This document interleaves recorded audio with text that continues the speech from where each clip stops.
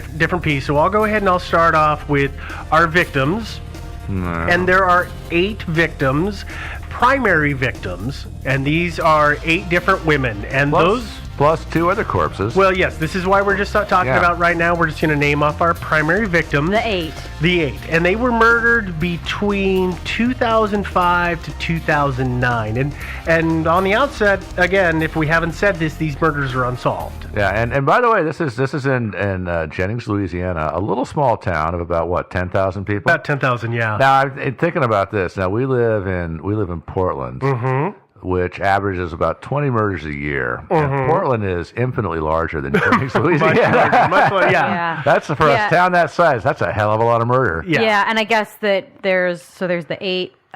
This is getting ahead of ourselves. Yeah, let's talk about the 8. Let's just talk about the 8. Yeah. So I'm going to just list them off in chronological order. Okay. On May 20th, 2005, the body of Lynn Lewis was found.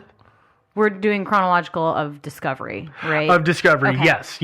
Thank you for clarifying that, because we don't know the exact dates, so these are all discoveries of the body. I don't know precisely when they were murdered. But, yep. And also, they might have committed suicide and just made it look like murder. All right, so next we have Ernestine Patterson, whose body was discovered on June 18th of 2005. We have Kristen Lopez, whose body was found on March 18th of 2007.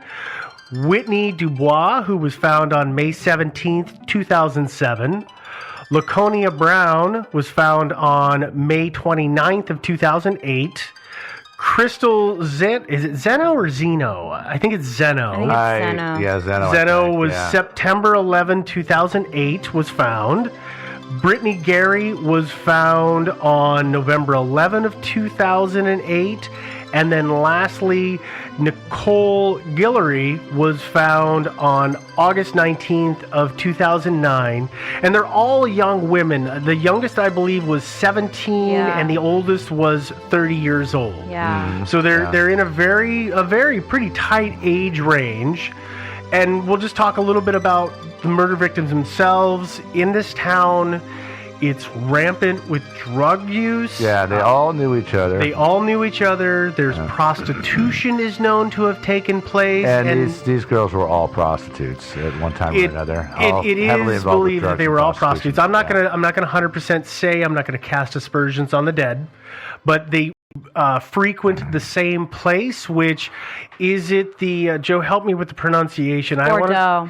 Is it Bordeaux? I think it's Boudreaux. Boudreaux, that's it. Thank you. The Boudreaux Inn, which by the way is closed down now. Yes, and the Boudreaux will come up in our interview with Ethan. Mm-hmm. So again, we're just kind of laying these things out, but the inn it sounded like a tin building that operated as a hotel. So it wasn't the highest class establishment. Sounds like a pretty... It wasn't a Motel 8. Yeah, not even up to that high standard. Yeah, I know. And there was a lot of... Basically, it was kind of a den of iniquity. A lot of drug use, a lot of prostitution going on, and things like that. Well, and Mr. Brown will talk about this a little bit, but Jennings is a place that's very divided. Mm-hmm. There's the north side and the south side, which are divided by literal railroad tracks. Mm-hmm. And the south side is apparently a den of kind of people who are in a much lower economic class. Lots of prostitution, drug use, crime. Doing what you think you have to do to get by is the best way I can think of to say it. Yeah. I did a little street tour, actually. I got on Google Maps and got on Street View and just buzzed around the streets a little bit of the north part of town, and it doesn't look that bad, you know. And then I tried to go to the south, and apparently the Google car was afraid to go there. There's not even Google Street View pictures. No, actually there are. I'm lying a little bit there, but yeah. So there are also 3 cops that are closely tied to this case. Well, I think it's 3 cops that come up the most. And you might want to talk about the task force a little bit. There is a task force.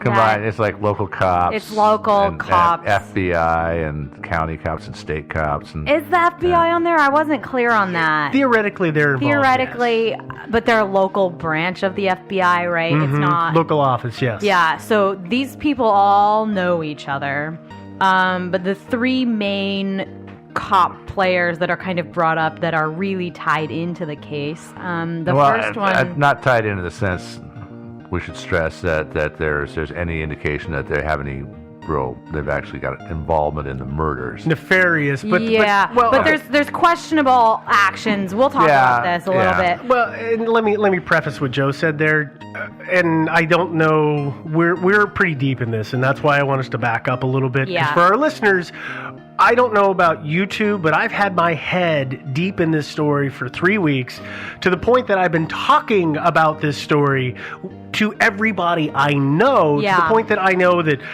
my boss is tired of hearing about it, my fiance is tired of hearing about it, my friends are tired of hearing. But the FBI wants to talk to you. But they want to talk to me. But we're so deep in this is that I think that what we need to get across before we get too much into the cops is this is a very small town. Yeah. And everybody knows everybody. Mm-hmm. And so when we're talking about these people and we're going to make connections, it's because if you've ever known anybody or you've ever lived who's in a small town, everybody knows everybody and everybody's connected. Yeah. And that's the point of what I think is the reason that we're bringing up these particular and they have very defined actions that connect them to the case. It may not be murders, but I'm going to talk about that right now. So, Paula Guillory, she was a deputy in Jennings for a while.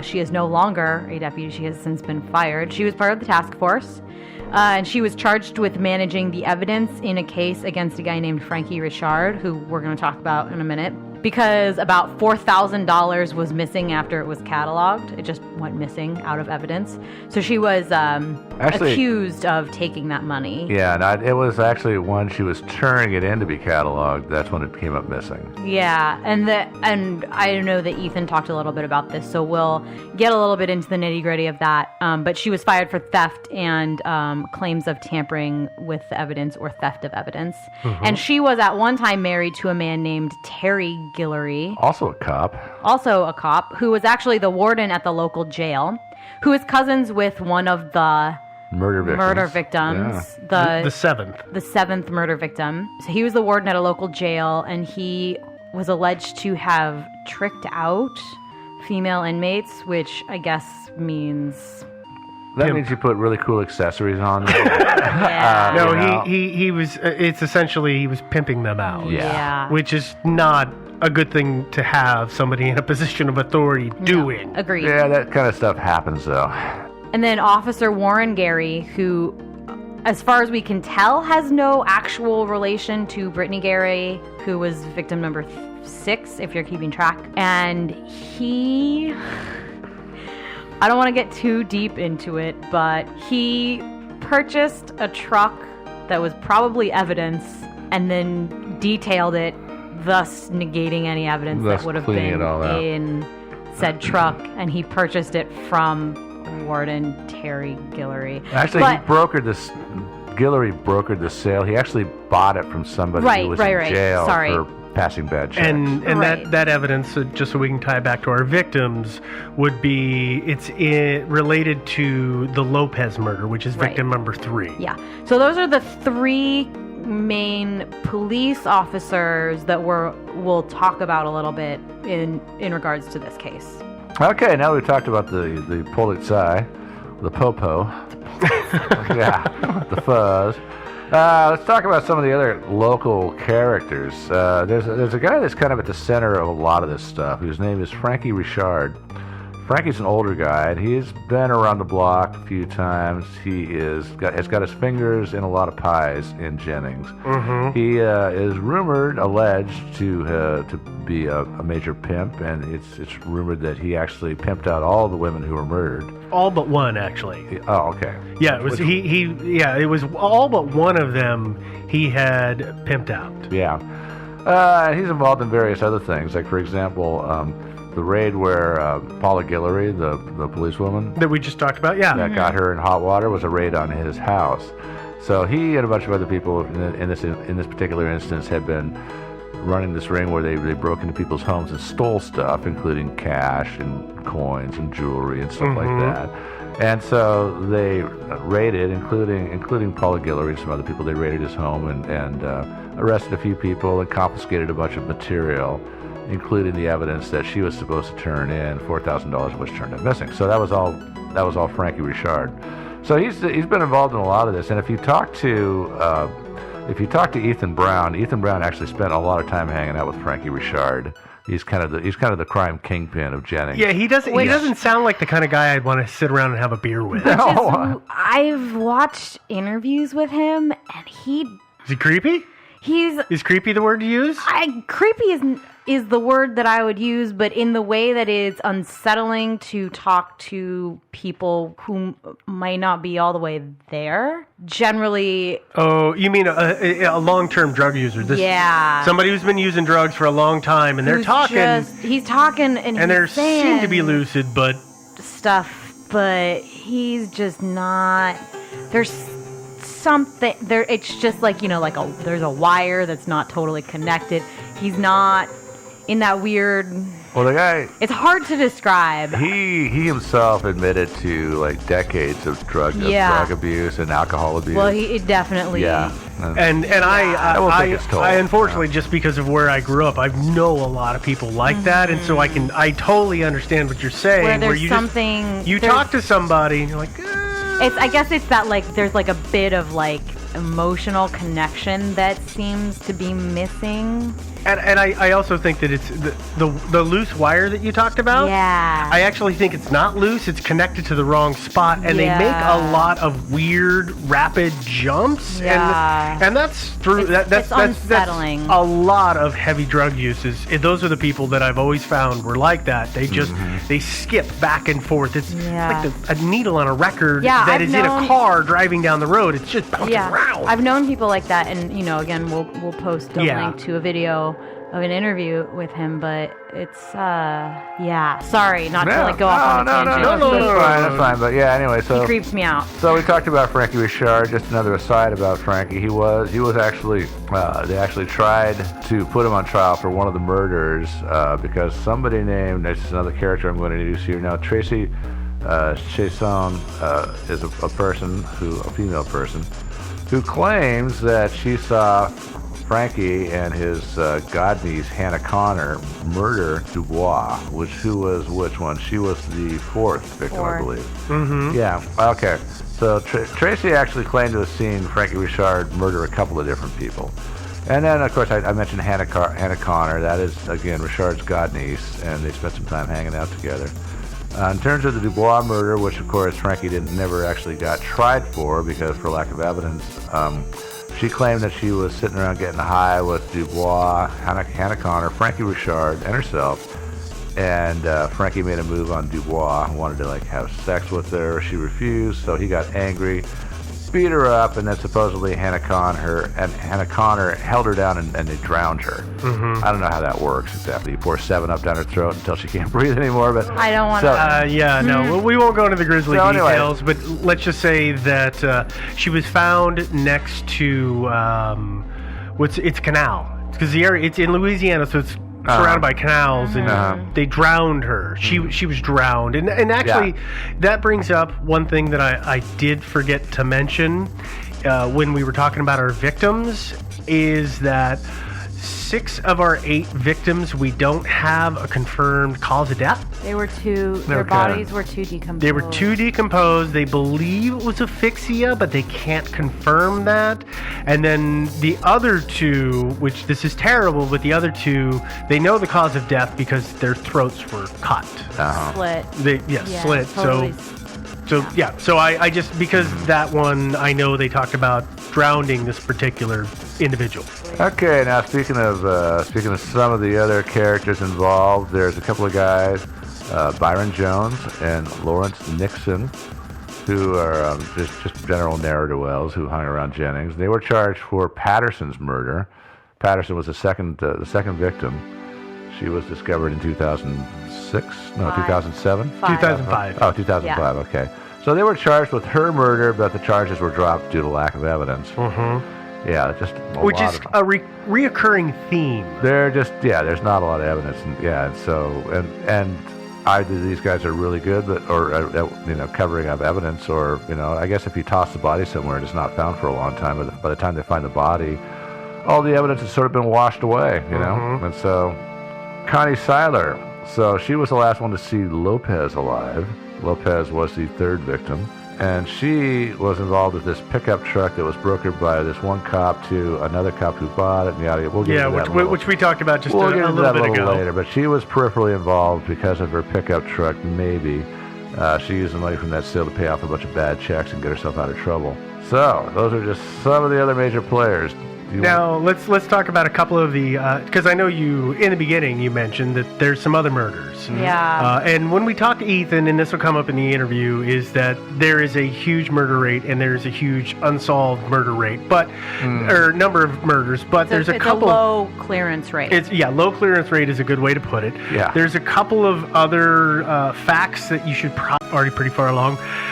There is a death of a local man who is Leonard Crochet, and he died in April of 2005. Crochet was killed in, the term has been dubbed a botched police raid. So there was a bunch of people at a house. They were all doing drugs. The cops came in. And apparently the electricity had been cut off. Yeah, there was no electricity, and when the cops were there, and for reasons unknown, the cops opened fire in the middle of this, what was otherwise a peaceful drug raid. Yes. And killed this man. And there have been theories posited that these women, we know for sure at least one of the victims was there. One of them was, yeah. But it's been posited that they all knew something about that police shooting, and that was the reason that they were all targeted. They were all friends, Yeah, and in a small town, everybody talks. They won't talk to the cops, but they'll talk to each other, and they will share information and spread rumors like wildfire. Yeah, although I got to tell you, though, I really don't buy into that theory personally. No, I think that's weak sauce, but I want to put it out there so people are aware of that one. Claim, but yeah, there's two other deaths that I want to talk about. One of them is in relation to the fourth victim, which is Whitney Dubois. And there was a man by the name of Harvey Burlier. I believe I'm pronouncing that right. I think it's either Burley or Burley. I think it's Burley. I think it's Burley. Okay, we'll go with that. Everything's kind of French in Louisiana. And that's I'm not good with French. Yeah. I never took it. We'll just call him Bird Dog. Yeah, so Bird Dog was shot to death. Nope. Stabbed. Yeah. You're right. He was stabbed to death. I don't know why. I'm on a shooting thing, evidently. Yeah. He was stabbed to death after telling people that he was close to figuring out who was responsible for the Dubois killing. Whitney Dubois. Yeah. So he died because of that, and his murder has never been solved. Well, not necessarily because of that, but it is a little suspicious. Well, again, it's you draw one to another. He's walking around town telling everybody he's working on the case and he's figuring it out, and then suddenly he's stabbed to death. Stab. That's a little weird. Yeah. And then another victim that's on the periphery that I want to talk about is Russell Carrier? Is it Carrier or Carrier? Carrier. Okay, we'll just say Carrier, and we'll probably be wrong on that, but Russell Carrier, he, after Crystal Zeno, how did we... Anyway, Crystal... It was Zeno. After the Zeno murder, he reported seeing 3 men leaving the woods. Leaving the woods where the body was found. Yep, leaving the woods where the body was found. And he said that he had spotted these 3 men, and it is a man by the name of Irvin Tyson Morton, Eugene Dog Ivory, and Ricardo Tiger Williams. And those middle names are all nicknames. They are, yes. That's a good thing to say. Those are their nicknames. By the way, they're all close associates of Frankie Richard, who again is all people the task force had named as suspects in the Lopez homicide. Well, actually, no. Irvin was the only one that had been specifically, that I know of, had specifically been targeted in the Lopez murder. But they're all, as Joe said, they're all associates of Richard. Frankie Richard. And here's the weird thing is that is Russell, his cause of death was he laid down in front of a train. Yeah, I know.